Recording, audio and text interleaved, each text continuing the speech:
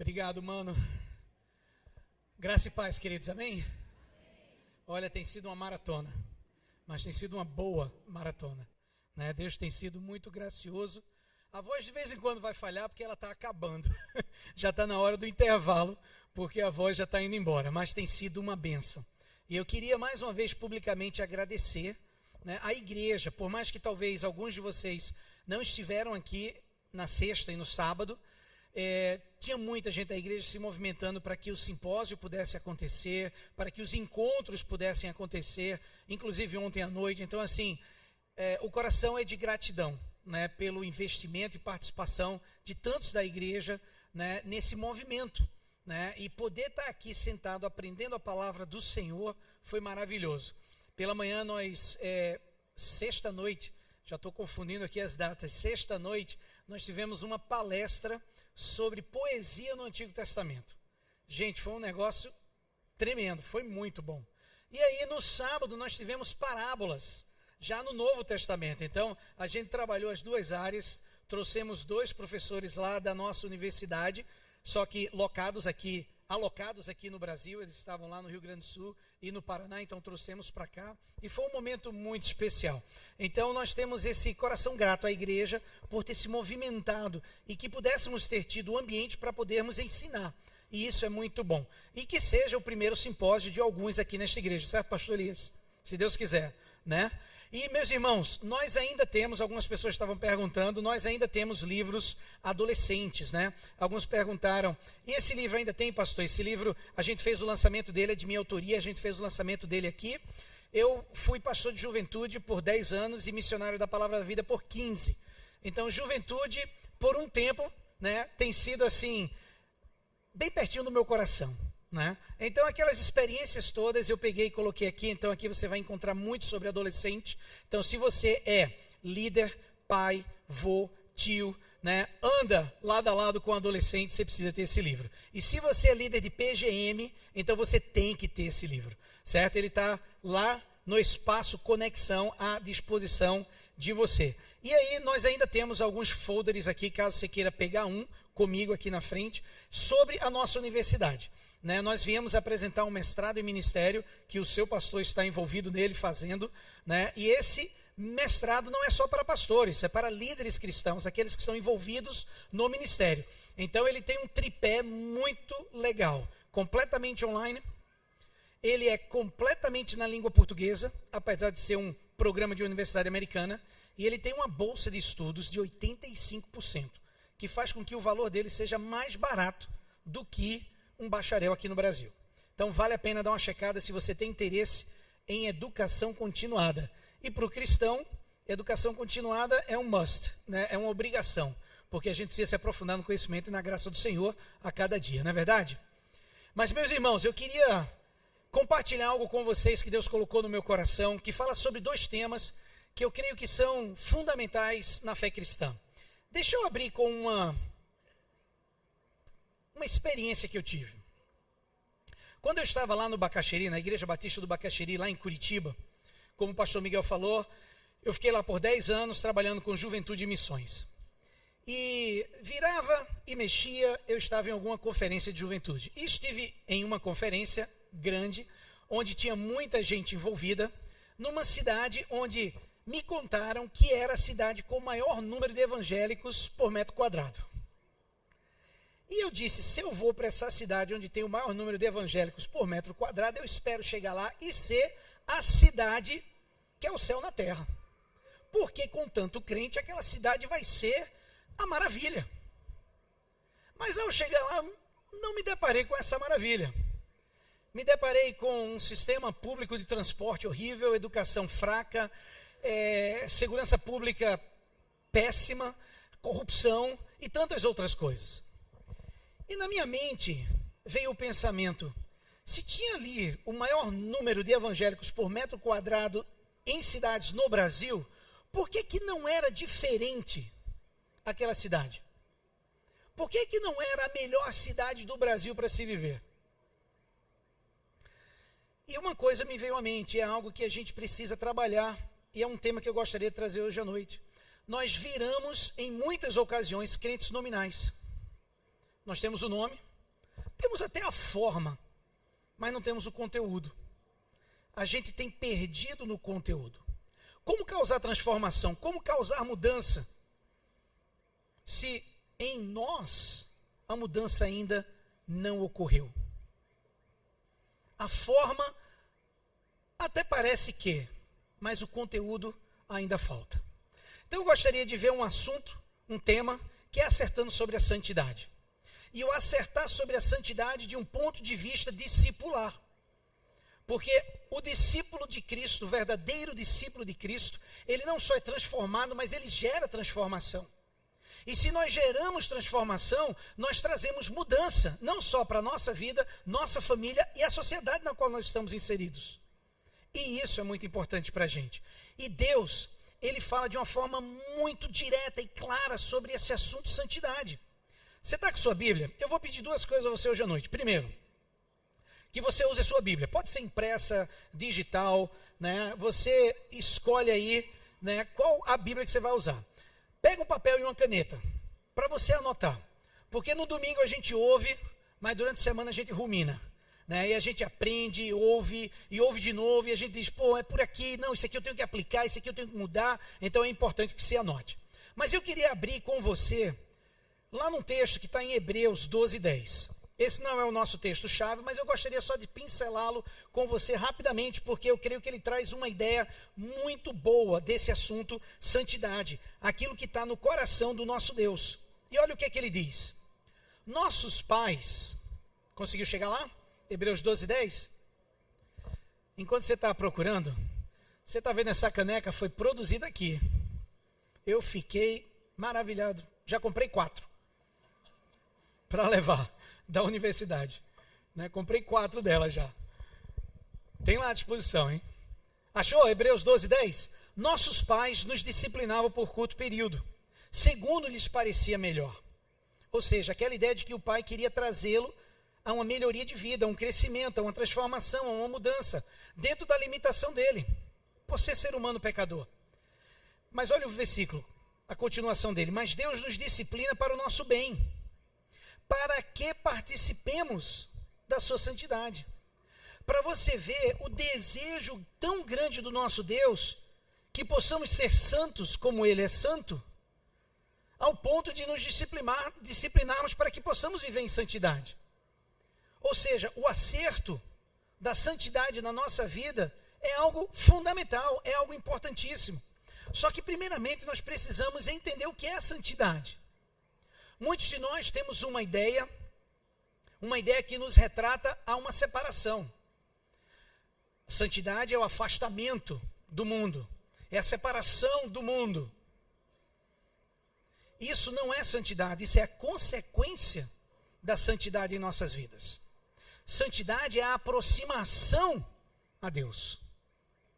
Quando a gente se aproxima de Deus e a gente permanece na presença de Deus, o que é que acontece? Automaticamente nos separamos daquilo que não agrada a Deus, daquilo que não é de Deus, daquilo que não gera glórias ao nosso Deus. Então, santidade, meus irmãos, não é a separação. Você lembra dos Hare Krishna? Alguns já viram? Cabecinha raspada, cocozinho aqui, roupinha branca, sai com pandeirinho ali, né? Vende um livrinho. São separados. Na minha percepção, não são santos. Se você vai em algum convento, a mesma coisa. Você tem alguns que se separaram do mundo, mas não necessariamente são santos. Porque santidade não é separação, santidade é aproximação. Você se aproxima de Deus, você automaticamente, como consequência natural, se separa do mundo.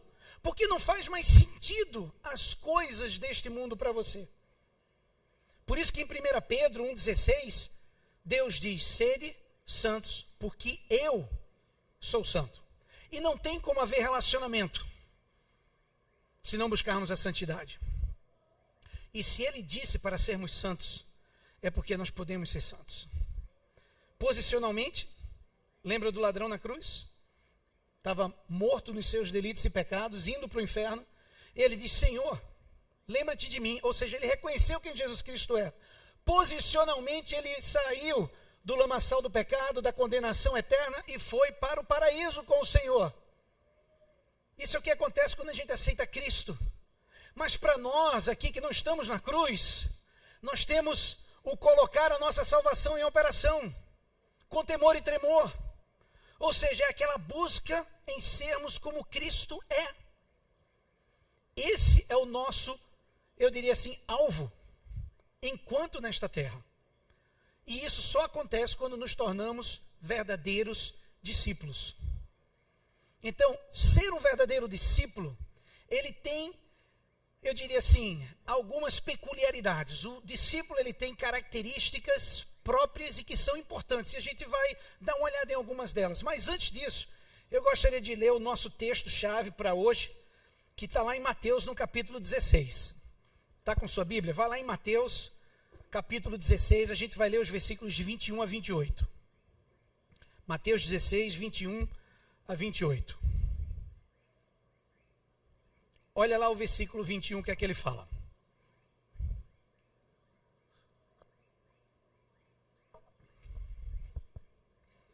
Desde aquele momento, Jesus começou a explicar aos seus discípulos que era necessário que ele fosse para Jerusalém e sofresse muitas coisas nas mãos dos líderes religiosos, dos chefes dos sacerdotes e dos mestres da lei, e fosse morto e ressuscitasse no terceiro dia. Versículo 22. Então Pedro, olha a prepotência. Então Pedro, chamando-o à parte, chamando Jesus à parte, começou a repreendê-lo, dizendo: nunca, Senhor, isso nunca te acontecerá. Jesus virou-se e disse a Pedro: para trás de mim, Satanás, você é uma pedra de tropeço para mim, e não pensa nas coisas de Deus, mas nas dos homens. Então Jesus disse aos seus discípulos que estavam ali reunidos, se alguém quiser acompanhar-me, negue-se a si mesmo, tome a sua cruz e siga-me, pois quem quiser salvar a sua vida, perderá. Mas quem perder a sua vida, por minha causa a encontrará. Pois que adiantará o homem ganhar o mundo inteiro e perder a sua alma? Ou que o homem poderá dar em troca de sua alma? Pois o Filho do Homem virá na glória do seu Pai, com os seus anjos, e então recompensará a cada um de acordo com o que tenha feito. Versículo 28. Garanto-lhes que alguns dos que aqui se acham não experimentarão a morte até antes de verem o Filho do Homem vindo em seu reino. Que texto tremendo, né?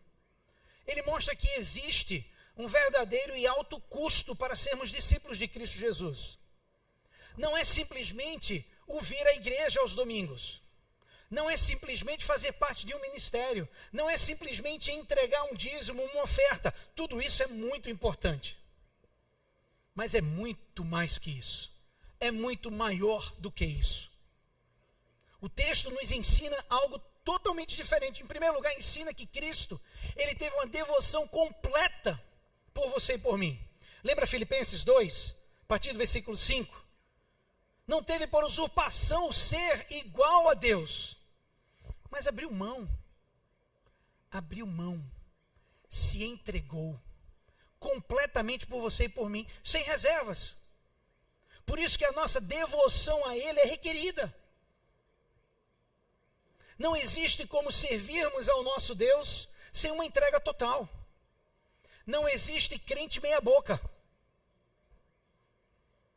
Ou é tudo ou nada. Por isso que ser um discípulo verdadeiro de Cristo não é brincadeira. Vamos dar uma olhada na palavra discípulo? Santidade, eu creio que deu para a gente entender. Discípulo significa estudante, vem do grego, da palavra estudante. Até aí, muitos de nós sabemos. Só que lá, no tempo de Jesus Cristo, na igreja primitiva, a palavra discípulo, ela tinha uma conotação que trazia duas, eu diria assim, áreas de transferência. O discipulador, o rabino, o mestre, ele não só transferia conhecimento ao seu estudante, mas ele ensinava caráter ao seu estudante. Ou seja, havia a transferência de conhecimento, mas ao mesmo tempo trabalhar e a transformação do caráter, porque era o caráter que dava um tempo hábil, um longo prazo àquele conhecimento.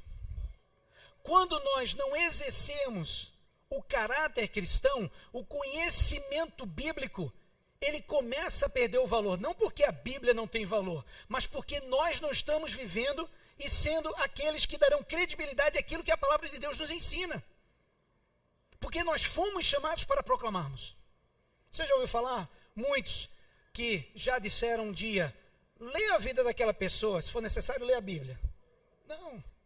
Lê a vida da pessoa e lê a Bíblia. E a vida da pessoa, ela tem que bater com a Bíblia. A gente tem que ter o testemunho de um verdadeiro discípulo de Cristo. Ou seja, o ensino e o caráter, eles andam de mãos dadas. Jesus, ele é o único a quem devemos lealdade. E é por isso que o discípulo, ele deve aquela lealdade. Você sabia que antigamente os alunos, os discípulos, muitas vezes se mudavam de suas casas, iam morar com os seus mestres, não só para pagar, né, em forma de trabalho aquilo que estava sendo ali ensinado, o que ele estava aprendendo, mas também como forma de lealdade, de estar ali numa posição de lealdade ao seu mestre. Esse é o entendimento. Lealdade a Cristo. Mas por quê? Porque ele tem direito a ser a única autoridade na nossa vida. Ele morreu, ele provou isso na cruz. Por você, por mim. Ele se entregou completamente. Ele conquistou essa vida eterna para você e para mim. E é através da nossa confiança nele que temos a vida eterna. Então o discípulo, ele tem algumas características. E a gente vai olhar pelo menos 3 delas hoje à noite. Olha a primeira. Primeira característica. Está pronto para anotar? Um discípulo está comprometido com o plano de Deus e não com o seu próprio plano. Simples, né? Um discípulo está comprometido com o plano de Deus e não com o seu próprio plano. Quão simples isto é? Simples. Teoricamente. Na prática, eu abrir mão dos meus planos não é tão simples. Olha só a palavra de Deus. Olha lá o versículo 22, novamente. Você está pronto aí? Versículo 22, volta um pouquinho lá em Mateus 16. Olha o que Pedro faz. Jesus falou o que iria acontecer com ele. Não é verdade? Que ele iria ser entregue aos líderes religiosos, ele iria ser morto e depois ressuscitaria ao 3º dia. Certo? Aí Pedro vem e diz assim: ó, Jesus, vem cá. Não vai rolar. Esse não é o meu plano. Esse é o seu plano, mas o meu plano é diferente. Isso nunca vai te acontecer. Por quê? Porque eu tenho outro plano para você. E Jesus diz: para trás de mim. Para trás de mim. Quem? Satanás. Você é pedra de tropeço com aquilo que você está falando, com o seu coração neste momento. Pedro não entendeu. E ele não entendeu até aquelas 3 perguntas. Pedro, tu me amas? Ali caiu a ficha. Talvez hoje à noite a gente precisa deixar que a ficha caia. Pedro, ele tinha algo em mente. Pedro, ele estava buscando um líder que fosse um líder social, um líder revolucionário, um líder militar que libertasse os judeus do jugo romano. Essa era a ideia de Pedro para Jesus Cristo. Ele queria esse catalisador que pudesse gerar essa mudança na vida dos israelitas. Cristo não veio para isso. Cristo veio como libertador, mas libertador do pecado. Ele veio como cordeiro para o matadouro. Esse era o plano dele. E Pedro tinha outro plano para Jesus. Ele disse: não, Jesus, isso não. Meu plano é outro. Ele queria um Messias político. E muitas vezes nós vivemos da mesma forma, queridos. Nós queremos buscar os nossos planos. Deixa eu fazer algumas perguntas para você. O seu namoro, você jovem, adolescente que está aqui, o seu namoro é do Senhor? É plano de Deus para a tua vida? Para você que está inserido no mercado de trabalho, onde você está, é plano de Deus para a tua vida? Uma boa pergunta, né? Os relacionamentos que você tem hoje, é plano de Deus para a tua vida? Ou são os teus planos? A tua agenda e o que acontece com ela, nela, é plano de Deus ou plano teu para a tua vida?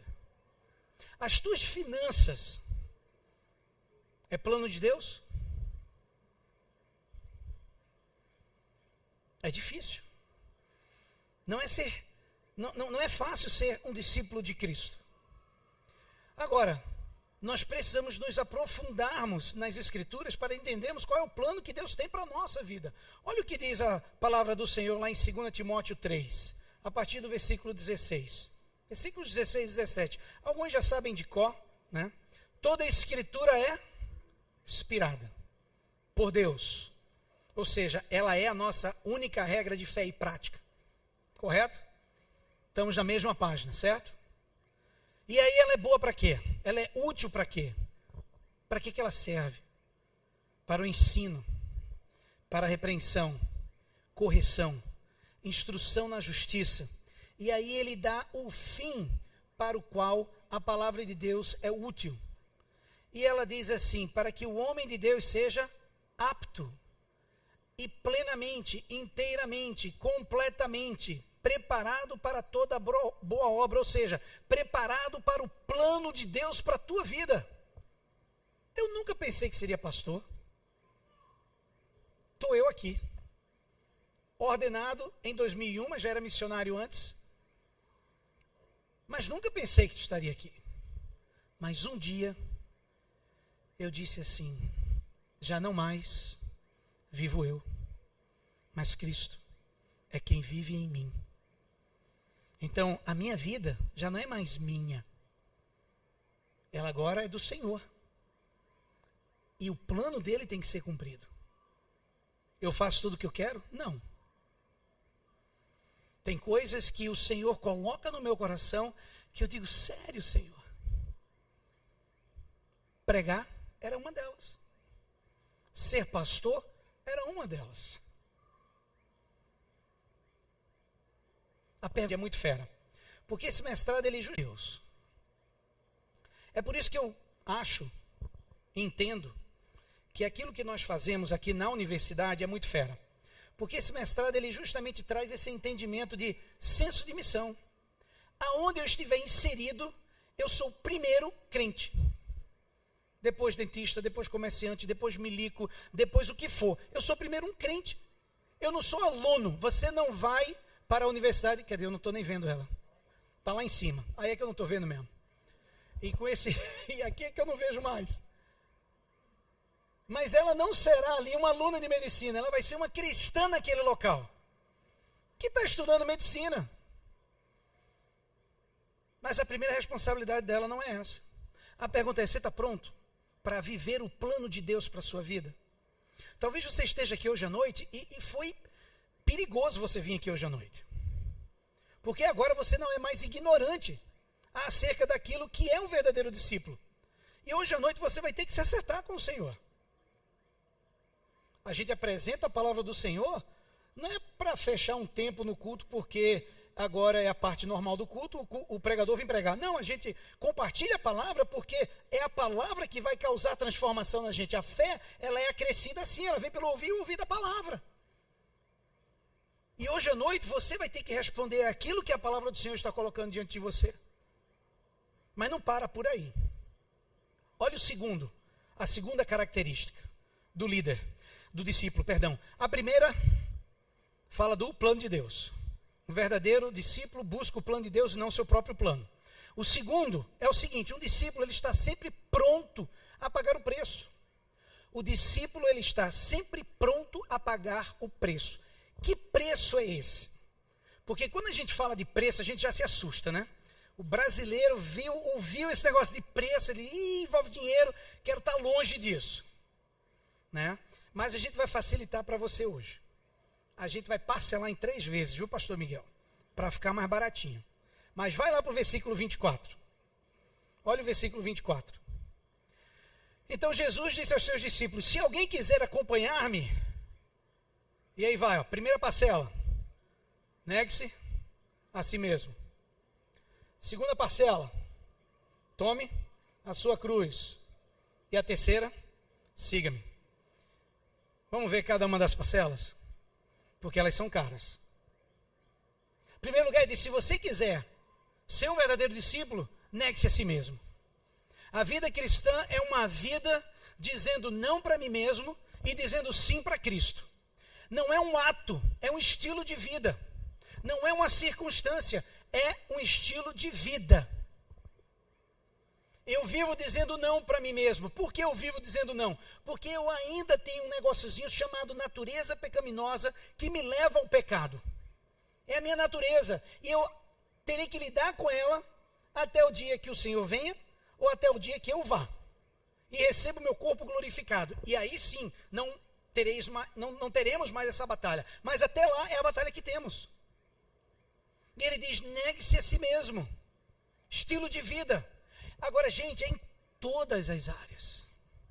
Finanças, sexo, namoro, amizade, nos estudos, na profissão, no casamento, na igreja, porque na igreja tem gente que quer ser dono da igreja, né? Até na igreja esse negócio tem que funcionar. Negue-se a si mesmo, dizer não a mim mesmo. E tem gente que não gosta de ouvir não. Eu não gosto, você gosta? Eu não sou fã de não. Se alguém me diz não, hoje eu aprendi a lidar com isso com a maturidade, mas antigamente eu não gostava de ouvir não. E milico não gosta de ouvir não. Principalmente se vem de um subalterno. Eu falo isso porque eu também fui milico, então não é por causa do Miguel não. Milico militar. Perdão. Milico acho que é lá do sul, né? Militar. Ele vai para o segundo ponto. Olha lá, a segunda parcela. Vamos lá. Tome a sua cruz. Talvez você esteja pensando assim, não, a minha cruz é aquela doença que eu carrego e que é uma cruz que eu tenho que... Não, talvez a minha cruz seja aquele meu filho que está aprontando tanto que é uma cruz para carregar aquele menino. Ou então é o meu marido, aquele meu marido, olha que é uma cruz. Eu não estou falando dessa cruz. A sogra, eu não posso nem falar que minha sogra era maravilhosa. Maravilhosa. Então, sogra comigo tem um lugar especial. Mas não é dessa cruz que eu estou falando. O que o Senhor Jesus Cristo está falando aqui é diferente. Mais uma vez, ele não está falando de uma circunstância, de uma situação, de um problema. Ele está falando de uma atitude. É uma atitude que ele está falando. Do morrer naquela cruz. Qual era o significado da cruz para o judeu? Não era morte? Era a pena capital, a pena máxima. Ou seja, quando o judeu era enviado para a cruz, ele sabia que ia morrer. Não tinha volta dali. E quando Jesus fala, tome a sua cruz, ele está dizendo, morra para você mesmo. Ele está pegando aquela primeira parcela do negar-se a si mesmo e ele está aprofundando ela. Dizendo, não só negue-se a si mesmo, chegue ao ponto de você morrer para você mesmo. De acabar com tudo aquilo que você acha que é, que quer ser, que quer planejar e seja agora o que eu quero para você. E sabe qual é o melhor disso tudo? Sabe o que Romanos nos ensina? Que esse plano de Deus, que essa vontade dele, quando a nossa mente está focada naquilo que é do Senhor, quando esse nosso culto é um culto vivo ao Senhor, ou seja, diariamente estamos vivendo para ele, sabe o que é legal? É que a vontade dele é o quê? Boa, perfeita e agradável. Gente, não tem como errar. Não é uma burrice capital a nossa quando a gente vive o nosso próprio plano? Gente, é uma burrice capital. Quando a gente vive aquilo que a gente quer viver e não aquilo que Cristo quer viver para a gente. Quer que nós vivamos para ele, perdão. A cruz simbolizava a morte para o judeu. Ele pagava o grande preço ali. Cristo já deu aquele exemplo quando ele se submeteu ao plano do Pai para ele. Ele tomou a forma de servo, foi obediente até a cruz. E morreu naquela cruz por você e por mim. Esse assunto é tão importante que Lucas, ele aprofunda um pouco mais essa parcela. Lucas 9, ele diz assim, ó. Dia a dia, tome a sua cruz. Eu tenho que acordar de manhã cedo e dizer assim, morri para mim mesmo. Eu não posso esquecer desse tema. Porque a minha vida já não é mais minha, é um estilo de vida, lembra? Não, é uma atitude, não é uma circunstância, não é um ato único. E aí, quando você faz aquele primeiro pagamento do negar-se a si mesmo, quando faz o segundo e aprofunda-se, morrendo na cruz e dizendo, eu agora não vivo mais, mas Cristo vive em mim, aí você pode pagar o terceiro, que é segui-lo. E aí o seguir a Cristo faz sentido. O seguir a Cristo, você já não vê mais nenhuma outra opção a não ser segui-lo. Porque o que ele tem para você é bom, perfeito e agradável. E olha, talvez você não vai fazer nunca o cego ver, talvez você não vai alimentar uma multidão de 5.000, mas você vai poder viver com paixão, você vai poder viver ali a sensibilidade, as necessidades dos outros, você vai poder envolver-se na sociedade de uma forma tal a causar transformação nela e a mudar a realidade na qual estamos inseridos. Mas o discípulo, ele tem sempre que estar pronto a pagar o preço. Vamos lá? Qual é o primeiro? A primeira característica, um discípulo está comprometido com o plano de Deus e não com o seu próprio plano. Um discípulo está sempre pronto a pagar o preço. E o terceiro que eu gostaria de compartilhar com você, como um bom batista, 3 pontos, uma introdução e uma conclusão, e a gente finaliza. Em terceiro lugar, eu gostaria de usar as palavras de Jim Elliot, missionário, que uma vez disse assim: um discípulo entrega aquilo que não pode manter para ganhar aquilo que não pode perder. Ele entrega aquilo que ele sabe que ele não tem a condição nem a força para manter, e recebe aquilo que ninguém pode tirar dele. Olha os versículos 25 e 26. Dá uma olhadinha lá. Versículos 25 e 26. A água fica até mais gostosa nessa caneca aqui, viu, gente? Pois quem quiser salvar a sua vida, a perderá. Mas quem perder a sua vida por minha causa, a encontrará. Pois que adiantará o homem ganhar o mundo inteiro e perder a sua alma? Ou o que o homem poderá dar em troca de sua alma? A vida cristã, ela envolve riscos. E como eu falei antes, não é somente vir à igreja, não é dar um pouco do dinheiro ou um bom valor em dinheiro no dízimo, na oferta. É mais que isso, é entregar a sua vida. É você consagrar os seus sonhos, desejos, planos, finanças, carreira, agenda, relacionamentos. Porque no final, eu entrego tudo aquilo que eu não posso manter de qualquer forma, para receber aquilo que eu não posso perder. Aquela minha salvação, meu relacionamento com Cristo Jesus. Porque no final, gente, só existem 2 caminhos. Você concorda comigo? A palavra de Deus nos ensina isso. Ou você é um cristão, discípulo verdadeiro de Cristo, ou não. Não tem em cima do muro. Não tem o meia boca. Não tem aquele que é parcialmente cristão. Ou é, ou não é. Por isso que muitos vão dizer assim: mas Senhor, eu fiz isso no teu nome, fiz aquilo no teu nome. Quem é você? Não te conheço. A porta é estreita para quem quer ser um discípulo verdadeiro. Ou você vive para Deus, ou você vive para si. Se você está vivendo para si, em qualquer área, você não está vivendo para Deus. É simples assim. A pergunta é: como é que você está vivendo hoje? O discípulo reconhece, preste atenção, o discípulo reconhece que sem Cristo a vida não tem sentido, não tem propósito.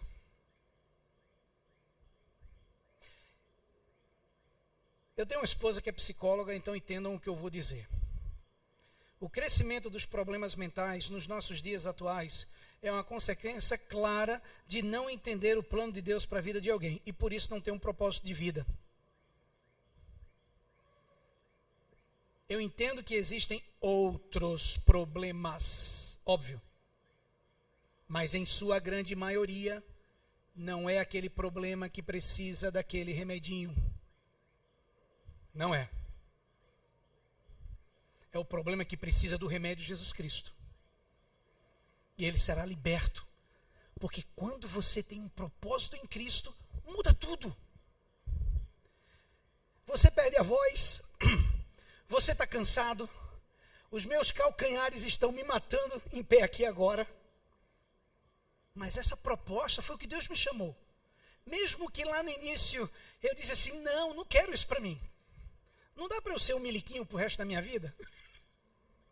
né? Vou estar ali, eu dou meu dízimo, eu dou uma forcinha aqui, eu me envolvo na igreja, eu dou uma mão aqui no que precisa, vou ser um crente joia. Ele disse, esse não é o meu plano para você. Talvez você esteja aí na faculdade, cara, esse meu curso de medicina ou qualquer outro, eu estou pegando no pé dela porque eu orei por ela. Ela me deve agora, não é brincadeira. Mas o teu curso, você está ali e você tem que se perguntar, é isso? Você está inserido no mercado de trabalho? Eu tive um colega de ministério no Palavra da Vida, que ele era dono de uma empresa. E aos 40 e poucos anos ele olhou e disse assim, esse não é o plano de Deus para a minha vida. Ele vendeu a empresa. Ele saiu dos Estados Unidos e se tornou colega meu aqui no Ministério do Palavra da Vida, lá em Curitiba. Com 5 filhos. Hoje 3 estão envolvidos no ministério dos filhos. Aí, o entendimento de que aqui, é passageiro. A pergunta é, você está pronto? É interessante, lá no seminário, né, tanto lá na universidade como na igreja, os meninos já sabiam, né, dizia assim, André sempre fecha a mensagem da mesma forma. Mas não tem outra forma de fechar, que eu conheço. Porque a forma de fechar uma mensagem é, o que está acontecendo com a tua vida hoje? Porque a gente tem que refletir sobre o que é que precisa ser transformado e mudado na minha vida, na sua vida. Existe um preço para ser discípulo de Cristo. E qual é o investimento? Cara, o investimento é tudo. Tudo. Você investe tudo. Ou é tudo, ou não vai acontecer. E não é a igreja, não é o pastor, não é a líderes, é Cristo. A Cristo. Essa é a entrega total. E aí não é mais o que eu quero, mas o que tu queres, ó Deus, na minha vida. O que tu queres, Deus, na minha vida. Agora, ouve. Os dividendos, o retorno do teu investimento é fera. O retorno é fera. O retorno, ele dura uma eternidade. O retorno é a presença de Cristo na tua vida a partir de agora, até uma eternidade. É muito maior do que o teu investimento, os teus dividendos, o teu retorno. Por isso que o desafio de hoje é, pega a tua cruz. Pega a tua cruz e siga Cristo. Siga-o diariamente. Morra diariamente, para que você possa ter uma vida santa, próxima dele, que resulta uma separação desse mundo. Estamos vivendo ainda neste lugar e precisamos ser luz nele. Mas não dá para ser luz sem ser verdadeiro discípulo. A gente vai ser um fake news para o povo ao nosso redor. Você está pronto para isso? Você está pronto a tomar essa decisão hoje à noite? Eu oro e sempre oro para que os domingos não se tornem domingueiros. Entrou no circuito. Sabe como é que é? Entrou no ciclo. Domingo, eu vou para a igreja. Entra no circuito.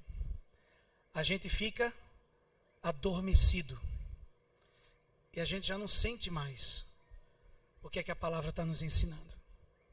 A minha oração é para que hoje à noite não seja assim. É para que você possa estar tão sensível àquilo que Deus tem para você, que você não vai sair daqui hoje à noite sem tomar uma decisão. Para você que nos visita e nunca tomou essa decisão ao lado de Cristo, é hoje. Talvez as marcas que você tem carregado por viver os seus próprios planos já sejam demais na sua vida. E está na hora de buscar aquilo que não gera marca, mas pelo contrário, ele purifica tudo aquilo que vem. E ele te dá um novo sentido na vida. E talvez você esteja aqui hoje à noite, você precisa tomar essa decisão ao lado de Cristo. De dizer, já não mais quero viver eu, mas eu quero que Cristo que vive em mim. E eu quero agora ter uma nova vida nele. Talvez você já esteja aqui nessa igreja desde a garagem. E está na hora hoje de tomar uma decisão diferente. Não da mesmice. Não daquilo que eu tenho vivido, mas parece que eu não sinto mais aquele prazer, eu não consigo mais enxergar Deus falando ao meu coração, eu não consigo mais... Está na hora desse chacoalhar de Deus na tua vida. Eu não ia contar essa ilustração não, mas eu estou sentindo que eu preciso falar, talvez tenha alguém aqui que precisa ouvir isso. Eu era missionário no Palavra da Vida aqui em Recife, lá em Paudalho. Eu era diretor de acampamento lá. E eu estava dando uma aula no Instituto Bíblico. Quando terminou, a gente já ia receber os acampantes e eu pedi para que uma menina, que era aluna nossa, pudesse dar o testemunho dela. E ela, tudo bem, né? Aquele se voluntariou meio que forçado. E ela disse, tudo bem, eu vou. E rapidamente eu tive que sair para resolver algumas coisas, eu não estava mais lá no acampamento. E ela estava me procurando para saber o que é que ela deveria falar. E eu deixei, né, tudo ali, saí para resolver as coisas, e ela achou um outro missionário. E ela chegou para esse missionário e disse assim, olha, o André pediu para eu dar o meu testemunho, mas eu não sei o que é que eu devo falar. E o outro missionário, de uma forma muito clara e simples, disse, fala de quando você aceitou a Cristo como seu Salvador. E a tua vida foi transformada. Eu creio que é isso que ele está pedindo. E realmente era. E ela disse assim, não, mas eu nasci na igreja. E ele disse, sim, eu entendi, mas teve aquele momento que você conheceu a Cristo, e você entendeu que era pecadora, e você entendeu que estava vivendo seus próprios planos, e você se arrependeu e voltou-se a Cristo, ou aceitou a Cristo como Salvador da sua vida.